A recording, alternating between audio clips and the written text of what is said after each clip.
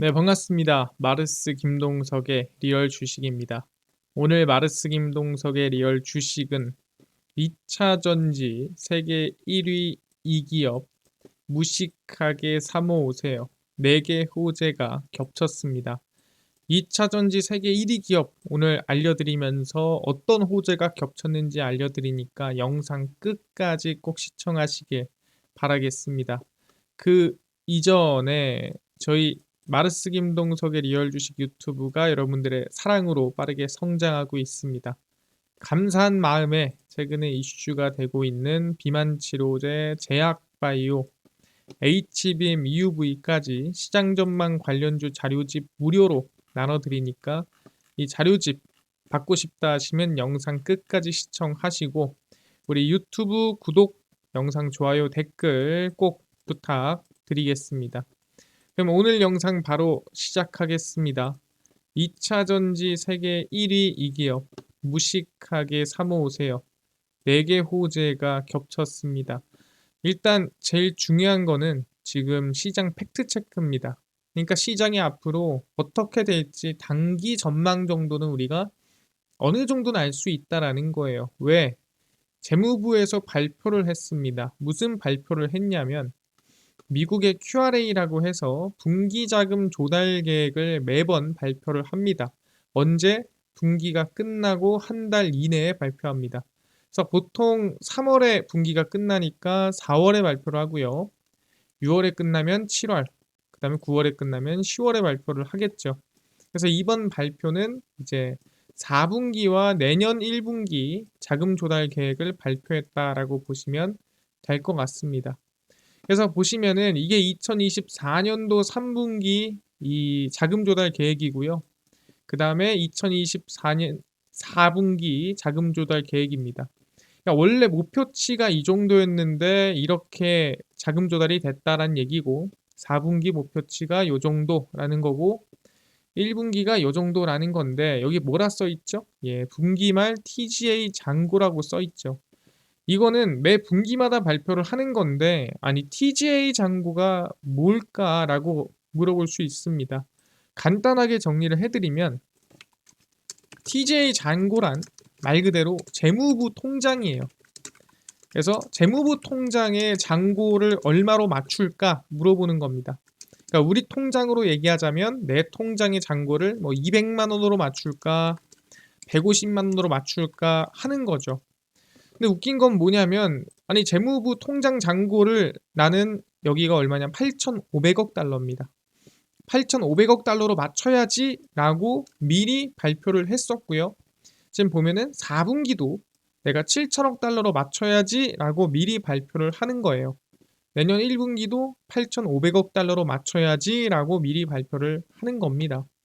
근데 이게 중요한 게 뭐냐라고 한다면 잔고가 지금 딱 보면 어떻게 되는 거예요? 8,500억 달러에서 4분기에 7천억 달러로 줄어들죠. 1천억 달러 정도. 그럼 줄어드는 게 좋은 건지 나쁜 건지를 알아야 되는 거 아니겠습니까? 잔고가 줄어든다라는 거는 나한테는 안 좋죠. 내 통장에 잔고가 주는 건 안 좋아요. 근데 이건 누구 잔고예요? 예, 미국의 재무부 통장 잔고가 TGA 잔고입니다. 재무부는 실제로 돈을 쓴다는 의미가 뭡니까? 이걸로 뭐 사치를 부린다는 거예요? 아니죠. 재무부가 돈을 쓴다는 거는 시장에 유동성을 제공해 준다는 뜻입니다. 근데 재무부가 돈을 안 쓰고 아낀다는 건 뭔 소리예요? 시장의 유동성이 줄어든다는 뜻입니다. 그래서 이거에 대해서 우리가 알 수 있는 건 뭐냐면 재무부 통장에 돈이 많을수록 그러니까 돈을 안 쓸수록 돈을 아낄수록 시장의 유동성은 줄어들면 시장이 안 좋겠죠. 근데 시장 이 TJ 잔고가 줄어들수록 그러니까 시장에 돈을 뿌릴수록 유동성이 제공되고 시장이 긍정적이라는 거죠. 그럼 여기서 중요한 거 우리가 이번 3분기가 9월, 10월 정확히 말하면은 이 7, 8, 9가 증시가 사실 그렇게 좋지가 않았습니다. 그 이유가 왜? TJ 잔고가 높았기 때문이다라고 얘기를 하는 거고 목표치보다 더 많이 돈을 아끼고 돈 더 많이 짠돌이를 했기 때문에 사실 시장의 유동성이 없었다라는 거죠. 그래서 중요한 건 뭐다? 3분기는 그럴 수 있지만 4분기는 얼마라고? 7천억 달러. 그 뜻은 뭐예요? 1,500억 달러 정도는 시장에 내가 풀어버리겠다라고 재무부가 미리 계획을 한 겁니다. 1,500억 달러가 언제? 대략 10월부터 12월까지 시장에 풀립니다. 라고 발표를 한 거죠. 근데 중요한 게 뭐예요? 아니, 이미 지금 푼 상태면 어떡하죠? 그러니까 현재 잔고가 7천억 달러면 어떡해요? 라고 걱정할 수 있겠죠. 푼 게 이 정도면 위험한 거 아닙니까? 얘기할 수 있는 건데, 그렇다면 3분기가 끝날 때쯤 8,860억 달러였다라고 하는 거고, 그럼 현재는 이 7천억 달러까지 얼마나 더 돈을 풀어야 갈 수 있는가? 목표치를 달성할 수 있는가? 시장에 돈이 얼마나 풀려야 되나 확인해 보자는 거죠. 그래서 확인을 해보면 현재입니다. 현재 8,470억 달러 정도가 모여 있습니다. 이게 언제? 10월 30일 기준이에요. 10월 30일 날 실시간으로 TGA 잔고가 8,470억 달러가 찍혀 있는 걸 확인을 했습니다. 이거 뭔 소리예요? 앞으로 1,470억 달러 정도는 시장에 더 풀려야 된다는 거고, 지금 4분기가 한 달이 지났죠. 10월부터 현재 11월까지. 근데 그 한 달 동안 돈이 풀렸다 안 풀렸다? 예, 돈이 안 풀렸다라는 거예요. 시장에 돈이 안 나왔고 언제 나온다면은 11월에서 12월 사이에 나올 가능성이 높다라는 거죠. 왜? 10월을 날려버렸으니까. 근데 이 목표치를 달성 안 할 수도 있잖아요라고 하지만 웬만하면은 계획한 대로 갑니다. 그러니까 8,500억 달러를 맞추기로 했으면은 맞추고 7천억 달러를 맞추기로 했으면 웬만하면 맞춥니다. 왜? 재무부가 그냥 하는 게 아니라 그럴 만한 이유가 있으니까 하는 거예요. 그렇다는 거는 미국 대선이 끝나고 난 다음에 돈이 어딘가로, 그러니까 그 당선된 사람의 계획대로 돈이 방향이 쏠릴 가능성이 높다라는 거죠. 얼마가? 1,470억 달러가 라고 우리는 얘기를 하는 겁니다. 아, 그렇구나. 그럼 돈이 시장에 앞으로 11월, 12월에 풀릴 수 있겠구나. 근데 이런 얘기 하시는 분도 있습니다. 아니, 돈이 풀린다고 꼭 긍정적인 것만은 아닐 수 있잖아요. 돈이 풀렸을 때도 시장이 안 좋을 때가 있지 않습니까? 라고 물어볼 수 있겠죠. 그래서 그 예시를 좀 가지고 왔습니다. TGA 잔고가 줄었는데 오히려 시장이 긍정적이지 않고 부정적으로 흘러갔을 때가 있나? 확인해 보겠습니다. 바로 미국 재무부 TJ 잔고가 줄어들 때 시장이 급락한 시기입니다. 2008년 TJ 잔고 감소에도 불구하고, 그러니까 돈을 뿌렸음에도 불구하고 시장은 급격한 하락을 겪었습니다. 언제예요? 2008년. 언제입니까? 그쵸. 리먼 브라더스 파산, 모기지 사태가 일어났을 때가 2008년이죠. 그러니까 그 정도 리스크는 터져줘야 유동성을 어느 정도 공급해도 시장은 빠진다는 거죠. 왜? 그때는 말도 안 되는 위기가 터졌기 때문에 그 정도 유동성으로는 못 버텨온 겁니다. S&P 500 지수는 2008년 한 해 동안에만 38% 이상 하락을 했습니다. 아, 이 당시에 그랬구나. 그러니까 이 정도 위기는 터져야 되는구나. 그리고 2011년입니다. 미국 정부의 부채 한도 협상이 늦어지면서 결국 신용평가사 S&P는 미국의 국가 신용 등급을 AAA에서 AA 플러스로 강등했습니다. 그러니까 미국의 이 신용이 내려갈 정도는 돼야 TJ 잔고가 줄어도 시장이 밀리는구나라고 우리가 확인할 수가 있는 거고요. 미중 갈등이 격화되던 시기 2018년도죠. 근데 그 당시에 미중 갈등도 있지만 그때 양적 긴축 중이었습니다. 정확히 말하면은 시장에 뿌려진 돈을 걷어들이고 있을 때입니다. 걷어들이고 있을 때죠. 그래서 어떻게 이렇게 돈이 빠지고 있던 상황에서 이렇게 돈을 좀 풀어줘도 일부는 결국엔 빠지게 돼 있던 거죠. 그래서 미중 갈등이 격화되던 시기 재무부는 일부 지출을 확대하면서 TJ 잔고가 낮아졌으나 2018년 4분기에 S&P는 13.9% 하락했습니다. 그래서 이 정도로, 그러니까 전체적으로 금리가 돈 다 풀고 인하 다 치고 이제는 더 이상 양적 완화가 필요 없다 싶을 때 양적 긴축을 해서 시장이 빠질 때는 돼야 하락하는 거고, 그리고 이제 2020년 팬데믹 사태 정도는 나와줘야 TJ 잔고가 줄어들어도 실질적으로 증시는 웬만하면 상승하더라. 정말 이런 위기를 제외하면은, 이런 정말 최악의 급락을 제외하면은 웬만하면 역사적으로 TJ 잔고가 줄어들면 전체적으로 유동성이 풀리고 시장은 긍정적인 움직임이 만들어지더라 라고 얘기를 하는 겁니다. 그럼 이번에도 웬만하면 말씀드리는 대로 2024년 11월, 12월은 긍정적으로 증시가 흘러갈 가능성이 높지 않나 라고 우리가 어떻게 보면 분석을 해볼 수 있는 거죠. 이건 예측도 아니고 우리는 전망도 아닙니다. 왜? 우린 재무부가 발표한 걸 그대로 그냥 해석한 것뿐이에요. 아, 그렇구나. 그럼 이 상황에서 우리가 관심 가져야 될 건 뭘까라고 했을 때 최근에 유럽에서 발표가 나온 얘기들이 있습니다. 그게 뭐냐면 첫 번째는 프랑스에서 나온 거고요. 프랑스가 유럽연합 전체가 전기차 보조금을 좀 지원해야 되지 않겠느냐라고 얘기를 하는 거고, 또 추가적으로 야, 너네 어차피 탄소 배출량 내년에 너무 타이트하게 잡았던데, 야, 그거 좀 풀어라. 어차피 달성 못할 건데, 우리 천천히 하자라고 얘기를 했습니다. 그래서 프랑스 산업부 장관인 마크 페라치는 전기차에 대한 조정된 유럽 구매 프리미엄을 중심으로 유럽 지원 패키지를 마련하자라고 제안을 했습니다. 그러니까 유럽연합에 전기차 보조금 우리 십시일반해서 좀 해주자 라고 제안을 한 거고요. 수요를 더욱 촉진하기 위해 페라치는 상업용 차량의 전기화를 위한 유럽 이니셔티브를 지지하고 있습니다. 그러니까 뭔가 혜택을 주자라고 얘기를 하는 거죠. 아니, 그래야 수요가 늘어나지 뭐 냅둔다고 늘어나나. 우리 독일이 세액공제 준 것처럼 프랑스가 지원금 주는 것처럼 이니셔티브 좀 주자. 그리고 2035년부터 유럽연합에서 새로운 내연기관 차량의 등록을 더 이상 허용하지 않는다는 목표를 계속 고수하고 있는 상태인데, 사실 프랑스가 하고 싶은 얘기는 뭐냐면 현실적인 목표를 잡자라는 거죠.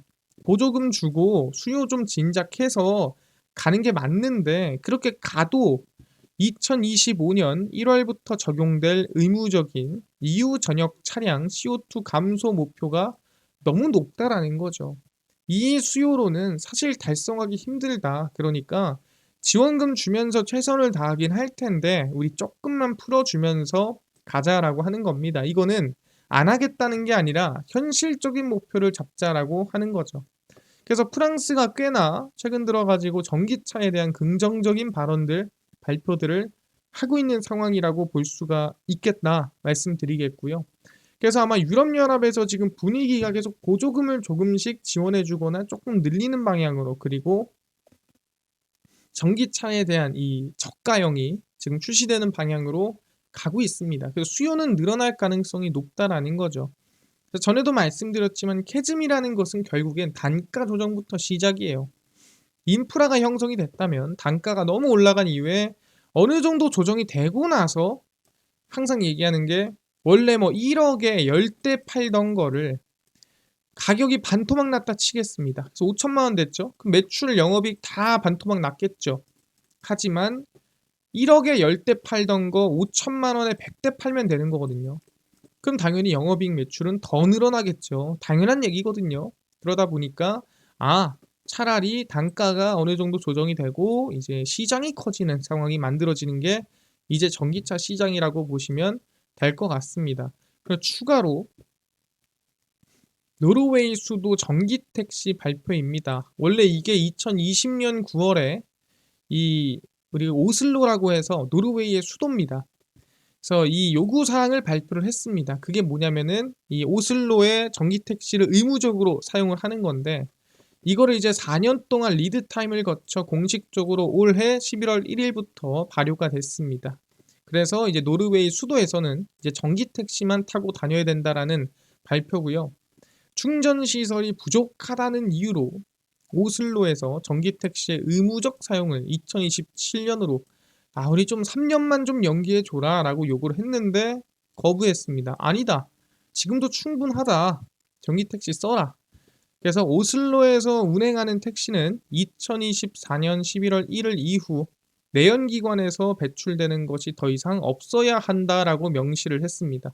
그래서 택시는 전부 다 친환경 걸 타고 가십시오라고 한 거고요. 트론헤임은 이제 지역 이름입니다. 예, 노르웨이의 지역 이름 중 하나고요.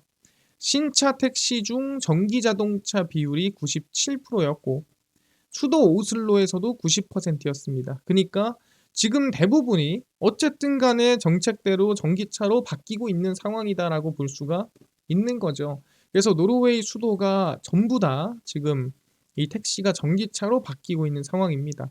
그래서 지금 강제로라도 그리고 정책적으로라도 지금 전기로 전부 바뀌고 있는 분위기가 흘러나오고 있다. 유럽 쪽에서도 아마 긍정적인 방향이 이어지지 않을까 생각을 하고 있는 부분이고요. 제일 중요한 건 저는 실적 전환 시점에 이 전기차 수요 성장까지 겹치면은 긍정적이겠다라고 생각을 하는 거고요. 그래서 우리가 봐야 될 거는 2025년 1분기 실적 전환입니다.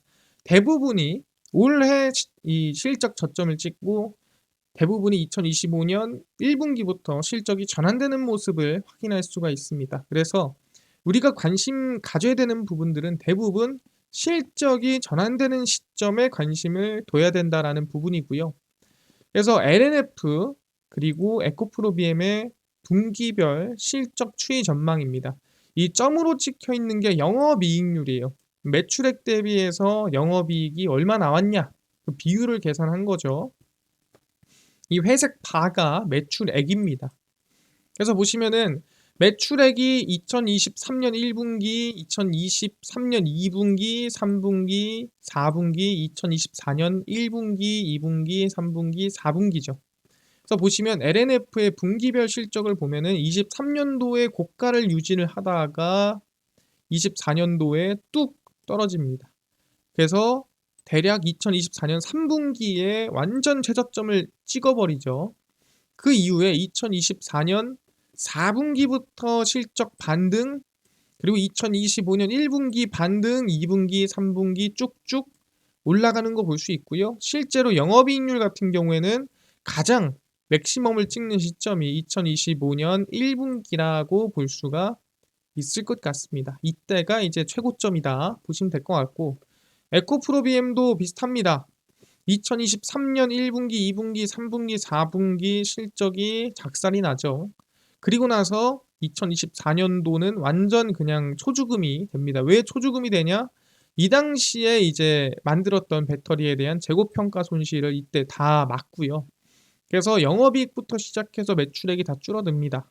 그 이후에 지금 보면은 반전이 언제 나옵니까? 2024년 4분기, 그 다음에 1분기, 2분기, 3분기 쭉 전환되는 걸 확인할 수가 있고요. 마찬가지로 2024년 4분기, 2025년 1분기 영업이익률 크게 뛰는 걸 우리가 확인할 수가 있죠. 그래서 매출액에 대한 성장이 막 엄청 가파르진 않아도 영업이익률에 대한 성장이 가파른 거죠. 그러다 보니까 올해 말에서 내년 초까지가 상당히 긍정적인 흐름이 나올 수도 있겠구나라고 우리가 볼 수 있는 거죠. 마찬가지입니다. 포스코 퓨처엠입니다. 2023년도 1, 2, 3, 4까지 안 좋다가 올해 3분기 저가를 찍어주죠. 똑같이. 그 다음에 언제? 4분기에 반등, 그 다음에 2025년 1분기, 2분기 쭉 올라오고요. 마찬가지로 영업이익률 내년 1분기 최고치를 찍어줍니다. 매출액은 추가 성장이 나오고요. 그 다음에 삼성 SDI입니다. 마찬가지로 언제? 올해 3분기 최저가를 찍어주고 영업이익률도 지금 보면은 바닥에 있는 거 보이시죠? 네, 동떨어진 거 보고 나서 이제 4분기에 조금 추세 전환 시작하고요. 영업이익률 올라오죠. 그 다음에 2025년 1분기, 2분기, 3분기인데 보시면은 오히려 매출액과 영업이익률이 꾸준한 성장이 나오게 되더라. 그래서 오히려 긍정적입니다. 그래서 말씀드리는 거는 충분히 지금 대부분의 기업들이 언제 전환이 됩니까? LNF, 에코프로비엠, 포스코퓨처엠, 삼성 SDI 전부 다 언제? 예, 정확히 2024년 4분기에서 2025년 1분기로 매출액에 대한 성장 플러스 영업이익률에 대한 성장이 동시에 나오는 시기다. 그래서 관심을 가지고 있어야 되고요. 지금 여기에 나와 있는 기업들 중에서도 포스코 퓨처엠이나 삼성 SDI에 좀 집중해서 관심을 둘 필요가 있다 말씀을 드리겠습니다. 알겠습니다. 지금 실적 반등 다 확인했고요. 관심 저희 가져보도록 하겠습니다. 시장도 이해를 했습니다. 그럼 이렇게 관심을 갖는데 이뿐만 아니라 아까 제약바이오, 비만치료제, 그 다음에 HBM, EUV 시장 전망 관련주 자료집을 또 이거 무료로 나눠준다고 했는데 혹시 이거 어디서 받을 수 있나요?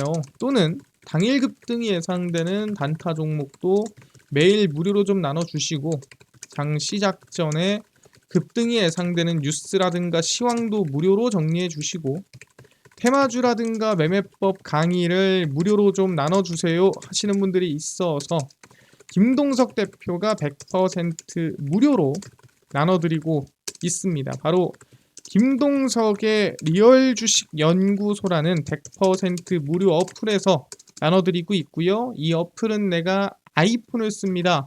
앱스토어에서 무료로 설치 가능하고 갤럭시를 씁니다. 구글 플레이, 플레이 스토어에서 무료로 설치가 가능합니다. 무료로 설치하고 나면은 혹시 전화번호 같은 거 적어야 되나요? 아무것도 안 적으셔도 됩니다. 무료니까요.